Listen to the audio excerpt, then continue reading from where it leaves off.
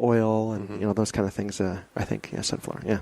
So, but yeah. So that's the basic thing. So this is a ketogenic diet, and I'm focusing on those 3 carbs or those 3 macros, and so it's I am consuming. So it's high fat in regards to not quantity, but the value of the fat. And then I'm dealing with moderate protein and low carbohydrate. So that basically, all I've done is eliminated breads, pasta, potatoes, corn, and sugar. I try to eliminate sugar from the things that I buy. What about quinoa pasta? Quinoa? Yeah, I don't do that either. You don't do any of that? Yeah. Yeah. So the thing is that that isn't to say that I get, because right now, like I said, I've thinned out quite a bit. There are some things I might start looking at because I don't want to totally be fat burning. Everything I've seen, there's good in switching every now and then. Especially like for me, I want to be able to build some muscle and stuff so that I can help, move people and or whatever, have the strength. In order to do that, there could be times when my glycogen stores in my muscles, and this is getting into the high-tech stuff that people would, But anyway, there are times that I'll need to replenish that, and to do that, I'll need to consume some carbs. And I think at that point, quinoa might be good to do that. Not that's more of a more complex green type of thing like that. Or I might even, let's say, Ezekiel bread, where you have sprouted grains and stuff like that, where there's still carbohydrates. It's like the higher level of carbohydrates, but at the same time, it's not something that's going to spike your insulin. It's not just skyrocket. Sugar. Yeah, it's not just sugar, exactly. So so that's the thing. So there'll be times for that, definitely, as well as just like I say, someone's birthday comes around, and there's a cake. I'll have a piece of that too. So there's that. There's the exceptions. So the key here is a ketogenic diet. One thing I do is apple cider vinegar. Apple cider vinegar.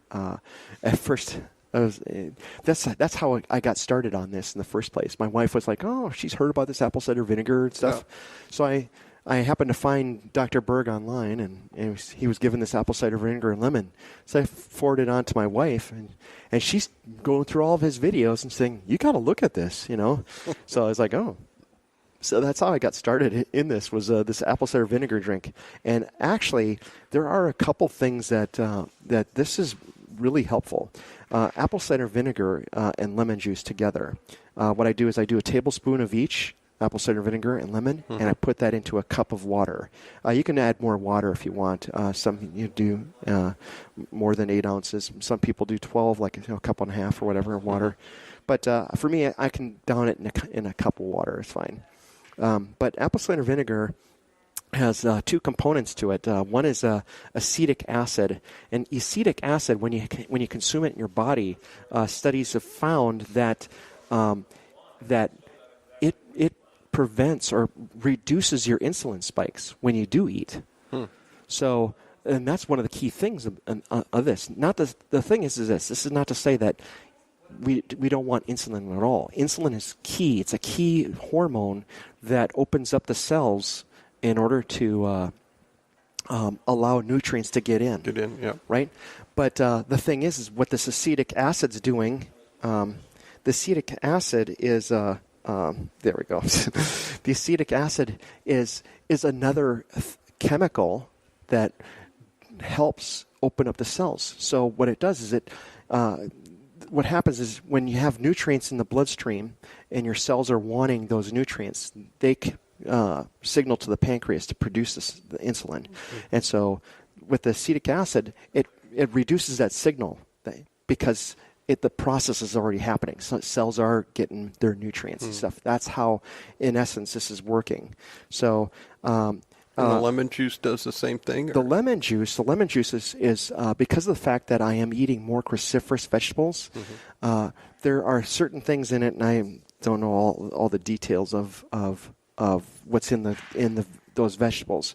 But the thing is that because we get so much calcium in like cheeses that we eat and stuff like that, the cruciferous vegetables have the potential of a higher probability of producing kidney stones.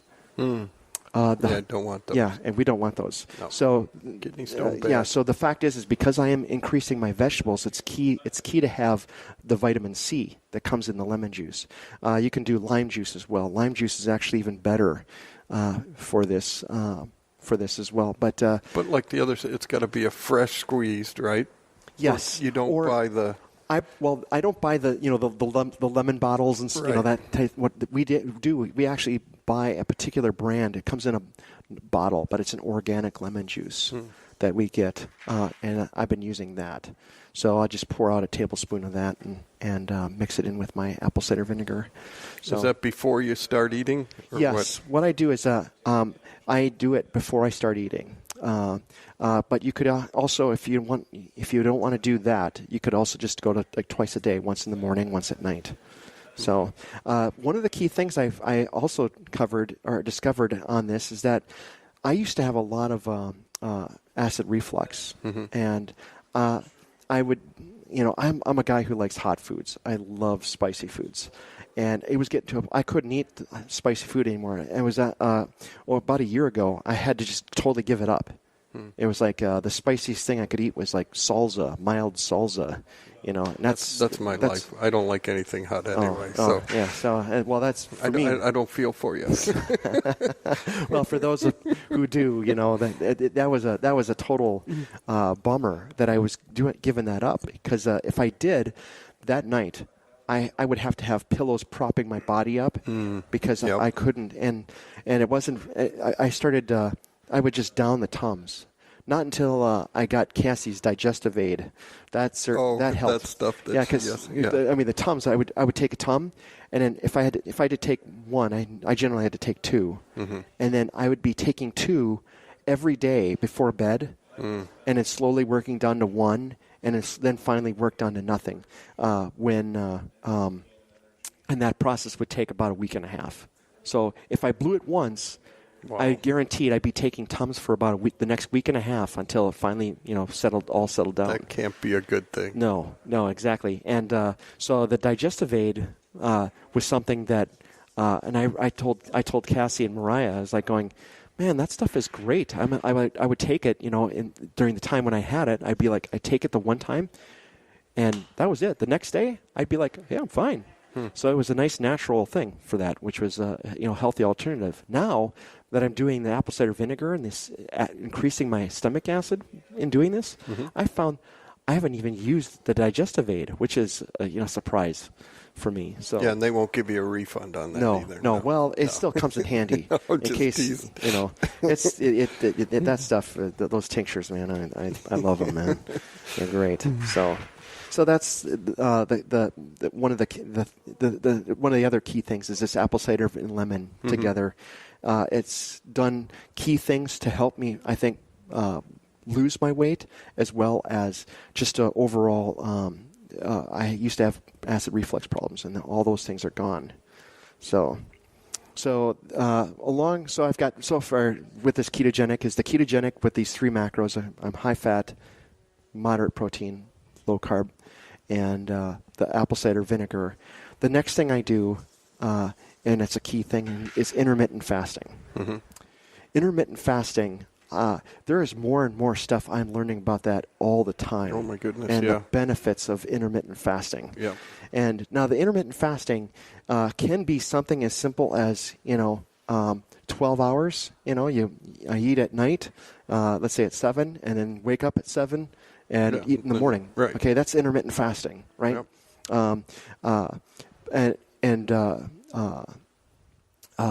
What I end up doing is, because of I'm able to burn the fat that I'm wearing, that I'm carrying around with me all the time. I started off with eating 3 meals a day, but eventually got to eating 2 meals a day, and sometimes now I eat 1 meal a day. And actually, depending upon if I'm doing ministry, if I don't eat a meal, I'm okay. It's Right. like the next morning I wake up and it's like, okay, I'll eat then. It's like one of the things I found by doing this is that like before when I was hungry, I would get cranky and I needed to eat. Otherwise, Like that Snickers bar commercial. Oh yeah, yeah, exactly, exactly. That's Yep. it. That was me. That was me totally. I would be like, you'd be like, and I'd be like, oh man, I kill the flesh, die to the flesh, just kill it, kill it, kill it. Yeah. And I'm just constantly, trying to restrain that desire and that angry and that rage. Not rage, but this irritability that was Frustration, building. irritability. Yeah, that was building up in me. Now that I've been on this.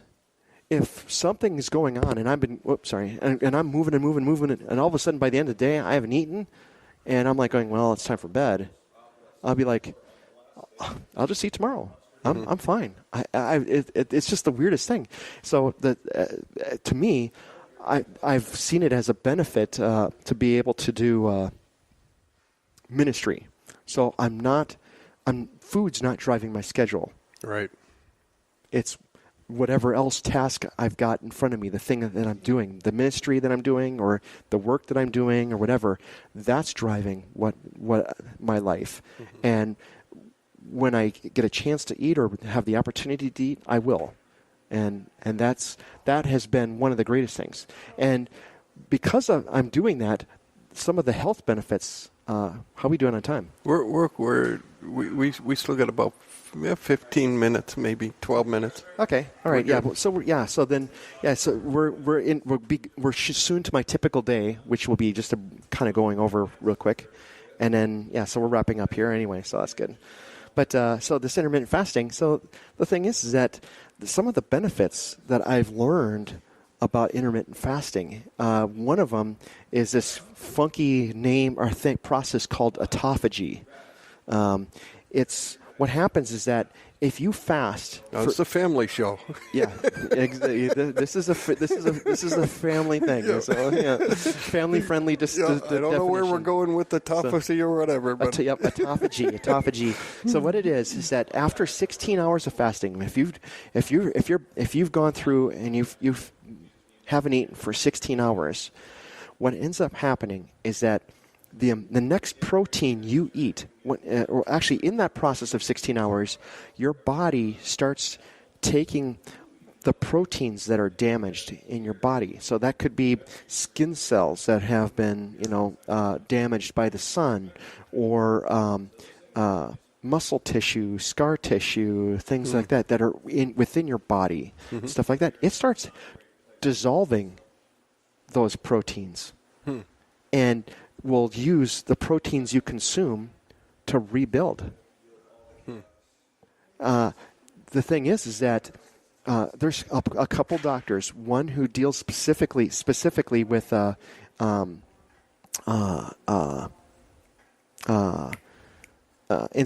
What is it? Diabetes. Diabetes. Yeah. Yes. So people are using. There's doctors who are using this type of diet.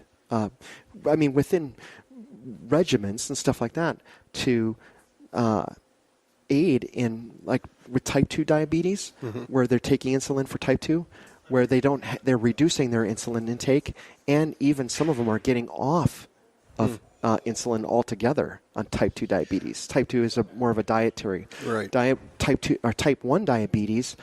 There's been results that I've seen by doctors. I was watching a couple-hour program of this one doctor talking about all of his results and stuff, where he had type 1 diabetes people reducing their insulin. To me, wow. The fact is that I'm sure it has to do with this autophagy, where they're actually repairing their pancreas. Yeah. That's what it is, the pancreas. I think I said adrenal glands before. It's your pancreas that's doing the insulin. So, you said pancreas. Yep. Yeah. Okay. So, well, I'm saying it now. So anyway, to make sure.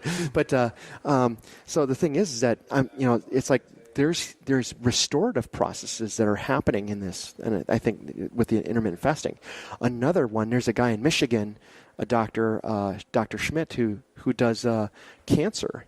He has cancer patients who are, along with their chemo, doing a ketogenic diet and are being cured Yeah. cancer. So The beauty of knowledge turned me onto a show on it.